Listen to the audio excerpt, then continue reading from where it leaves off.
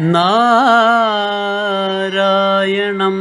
നമസ്കൃത്യ നരം ചൈവ നരോത്തമം ദേവീം സരസ്വതീം വ്യാസം തതോ ജയമുദീരയേ. അർത്ഥശാസ്ത്രമിദം പുണ്യം ധർമ്മശാസ്ത്രമിദം പരം മോക്ഷശാസ്ത്രമിദം പ്രോക്തം വ്യാസേനാമിത ബുദ്ധിനാ.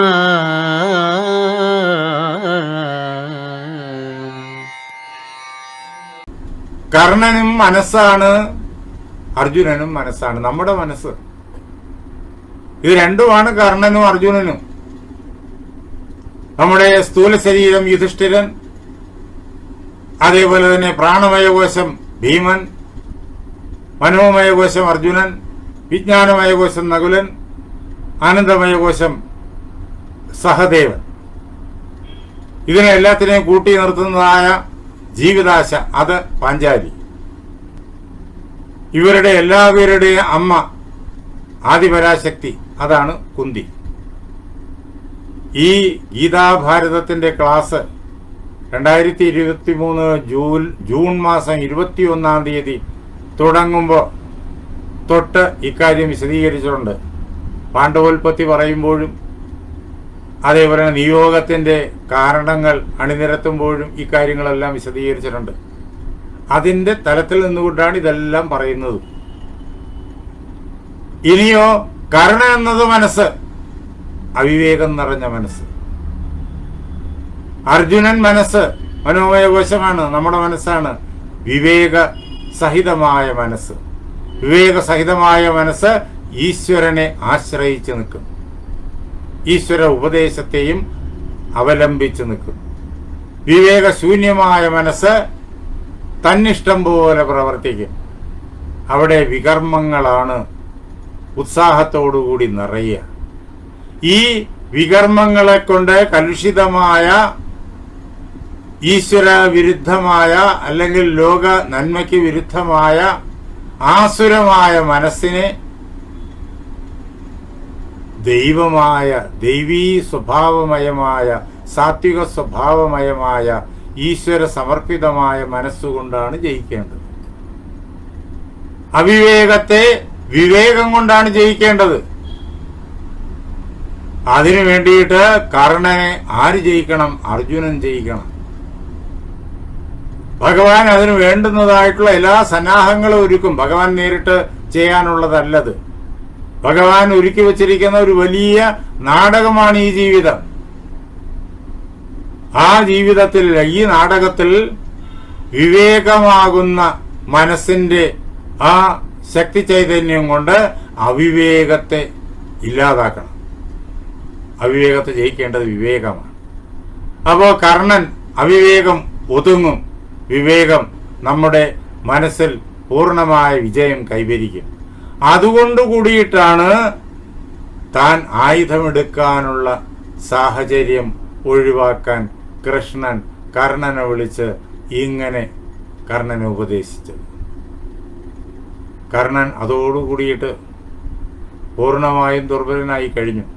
നേരത്തെ കർണന്റെ മനസ്സില് താൻ കുന്തിയുടെ മകനാണ് എന്ന് തോന്നിയ ആ ഒരു സംശയം ഇപ്പോഴിതാ സംശയം നീങ്ങി വ്യക്തമായി കഴിഞ്ഞിരിക്കുന്നു. പക്ഷെ കർണന് അങ്ങോട്ട് വരാൻ പറ്റൂല. കർണൻ അറിയാം ഇത് ദ്രൗപദി സഹിക്കില്ല എന്ന്. യുധിഷ്ഠിരൻ സഹിക്കും. കർണൻ അങ്ങോട്ട് വന്നു കഴിഞ്ഞാൽ യുധിഷ്ഠിരൻ അങ്ങേയറ്റം സന്തോഷിക്കും. യുധിഷ്ഠിരൻ 2 കൈയും കൊണ്ട് കർണനെ സ്വാഗതം ചെയ്യും. തന്റെ ശിരസിൽ വയ്ക്കേണ്ട കിരീടം കർണന്റെ ശിരസിൽ വയ്ക്കും. എന്നിട്ട് കർണന്റെ സേവകനായിട്ട് നിൽക്കും. ഇത് കർണൻ അറിയാം. കർണൻ അത് തുടർന്ന് പറയണമുണ്ട്. പക്ഷെ അത് കഴിഞ്ഞാൽ, യുധിഷ്ഠിരൻ കഴിഞ്ഞാൽ മറ്റാളുകൾ, അത് കർണൻ പറയുന്നില്ല. കർണൻ അറിയാം. ഭീമൻ അംഗീകരിക്കില്ല. കർണന് നന്നായി അറിയാം. അർജുനൻ അംഗീകരിക്കില്ല, നകുലൻ അംഗീകരിക്കില്ല, സഹദേവനും അംഗീകരിക്കില്ല. അർജുനനും നകുലനും സഹദേവനും യുധിഷ്ഠിരൻ കർണനെ ആദരിക്കുന്നത് കണ്ടിട്ട് മനസ്സുണ്ടെങ്കിലും മനസ്സില്ലെങ്കിലും അതിനെ എതിർക്കാതെ അങ്ങനെ നിൽക്കും. ശാന്തമായിട്ട് കർണനെ അംഗീകരിക്കാൻ ജ്യേഷ്ഠനോടുള്ള യുധിഷ്ഠിരനോടുള്ള ബഹുമാനം കൊണ്ട് അവർ നിൽക്കും. ഭീമൻ നിൽക്കില്ല. ഭീമൻ ഒരിക്കലും നിൽക്കില്ല, അനുസരിക്കില്ല. ഭീമൻ പൊട്ടിത്തെറിക്കും. അതാണ് സംഭവിക്കാൻ പോവുക. ഭീമന് 2 പ്രതിജ്ഞകളുണ്ട്. ഈ 2 പ്രതിജ്ഞകൾ ചെയ്യാനും കാരണം കർണൻ തന്നെയാണ്. ദുശാസന്റെ മാറു പിളർന്ന് രുധിരം കുടിക്കുമെന്ന് ഭീമനെ കൊണ്ട് ആ സഭാഗൃഹത്തിൽ വെച്ച് പ്രതിജ്ഞ ചെയ്യിച്ചത് കർണനാണ്. ദുര്യോധനെ കൊണ്ട് ദുര്യോധനെ ഉത്സാഹിപ്പിച്ച് വളരെ മോശമായിട്ടുള്ള പ്രവൃത്തി അവിടെ ചെയ്യാനുള്ള ചിന്ത ഉളവാക്കി കൊടുക്കാൻ ഉത്സാഹം ദുര്യോധനന് പകർന്നതും കർണനാണ്. അങ്ങനെയാണ് തന്റെ വസ്ത്രം നീക്കി ഇടതു തുട അവിടെ വെച്ച് എല്ലാവരും കാണുകയെ ദ്രൗപദിയെ കാണിച്ച് ദ്രൗപദിയെ ക്ഷണിച്ചത് ദുര്യോധനൻ. അതുകൊണ്ട് ഭീമന്റെ പ്രതിജ്ഞ. അതിന് കാരണം ദുര്യോധനൻ മാത്രമല്ല, കർണനും കൂടിയാണ്. ഗദ കൊണ്ട് ആ തുട അടിച്ചു പൊളിക്കുമെന്ന്. ഇങ്ങനെ ദുര്യോധനെതിരെ 2 പ്രതിജ്ഞകളുണ്ട്. ദുര്യോധനും ദുശാസനുമെതിരെ ഭീമൻ അത് നിർവഹിച്ചേ പറ്റൂ. പാഞ്ചാലിയുടെ തലമുടി ഇപ്പോഴും അഴിച്ചിട്ടിരിക്കാണ്. അത് കെട്ടാൻ ദുശാസനന്റെ രക്തം പുരണ്ട കൈകൊണ്ട് മാത്രമേ പറ്റൂ. അതുകൊണ്ട് പാഞ്ചാലിയും അംഗീകരിക്കില്ല. ഇനി ദൃഷ്ടദ്യുമ്നനും ദ്രുപദനും അംഗീകരിക്കുമെന്ന് ഒരിക്കലും വിശ്വസിക്കാൻ പറ്റൂല. അവരും അംഗീകരിച്ചെന്ന് വരില്ല, അംഗീകരിക്കില്ല. ഇതാണ് യാഥാർത്ഥ്യം. ഇതെല്ലാം കർണന് നന്നായി അറിയാം, കൃഷ്ണനും നന്നായി അറിയാം. അതുകൊണ്ടാണ് പാഞ്ചാലിയുടെ പേര് പറയാത്തത്. പക്ഷെ താൻ ചെയ്യേണ്ട യുദ്ധത്തിന്റെ പകുതി ജയിക്കുക എന്നുള്ളത് കൃഷ്ണൻ നിർവഹിച്ചു കഴിഞ്ഞു. തുടർന്ന് അടുത്ത അധ്യായം 141 അധ്യായത്തിലേക്ക് നമ്മൾ പ്രവേശിക്കുകയാണ്. ഉദ്യോഗപർവത്തിലെ 140 അധ്യായം കഴിഞ്ഞു. 141 കർണൻ കൃഷ്ണനോട് സംസാരിച്ചു തുടങ്ങുകയാണ്. അസംശയം സൗഹൃദന്മേ പ്രണയാച്ചാഥ കേശവ സഖ്യേന ചൈവ വാർഷ്ണേയ ശ്രേയസ്കാമതയൈവ ച. അല്ലയോ കൃഷ്ണ, എനിക്ക് യാതൊരു സംശയവുമില്ല. നീ എന്നോടുള്ള സ്നേഹത്തിന്റെ ആധിക്യം കൊണ്ടാണ് എന്നെ വിളിച്ചുകൊണ്ടുവന്നത്, എന്നോട് രഹസ്യമായി ഇതെല്ലാം പറഞ്ഞത്. എന്നോട് നീ ചൊരിയുന്നതായ ആ സ്നേഹത്തിന്റെ പെരുമഴ അതെന്റെ ഹൃദയത്തിൽ തട്ടുന്നു. നീ എന്റെ ശ്രേയസ് ആഗ്രഹിക്കുന്നു. അതുകൊണ്ടുകൂടിയാണ് നീ എന്നെ വിളിച്ചുകൊണ്ടുവന്ന് ഇങ്ങനെയെല്ലാം പറഞ്ഞത്. എന്നോടുള്ളതായ സൗഹാർദ്ദം, എന്നോടുള്ളതായ പ്രണയം. അല്ലയോ കേശവ, നിന്റെ വാക്കുകളില്, നിന്റെ ആശയങ്ങളില്, നിന്റെ ഈ ക്ഷണത്തില് ഞാൻ ഭംഗിയായിട്ട് അനുഭവിക്കുന്നു. സർവം ചൈവാഭിജാനാമി പാണ്ഡോപുത്രോസ്മി ധർമ്മതഃ. ഞാൻ കുന്തിയുടെ മകനായതുകൊണ്ട്. അങ്ങനെ നീ അല്ലയോ കൃഷ്ണ ഉറപ്പായി പറഞ്ഞല്ലോ. ഞാൻ പാണ്ഡുവിന്റെ മകനുമാണ് കാനീനനാകൊണ്ട്. അതും എനിക്കറിയാം. എന്താ ധർമ്മശാസ്ത്രം അങ്ങനെ വിധിച്ചിരിക്കുന്നു. അതാണ് ധർമ്മതഃ. ധർമ്മശാസ്ത്രത്തിന്റെ വിധി അനുസരിച്ചിട്ട് പാണ്ഡവപുത്രോസ്മി, ഞാൻ പാണ്ഡുവിന്റെ മകനാണ് എന്ന് അല്ലയോ കൃഷ്ണ അഭിജാനാമി, ഞാൻ ഭംഗിയായിട്ട് നന്നായിട്ട് അറിയുന്നു.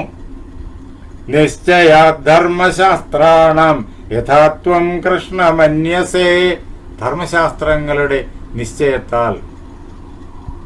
ഇത് ഞാനോ അല്ലയോ കൃഷ്ണ നീയോ ഉണ്ടാക്കിയതായ ഒരു ശാസ്ത്രമല്ല. പണ്ട് ഋഷിവര്യന്മാര് നമുക്ക് പകർന്നു തന്ന, നമ്മുടെ കാരണവന്മാര് പകർന്നു തന്ന ധർമ്മശാസ്ത്രത്തിന്റെ നിയമം അനുസരിച്ചിട്ട് ഞാൻ പാണ്ഡവൻ തന്നെയാണ്.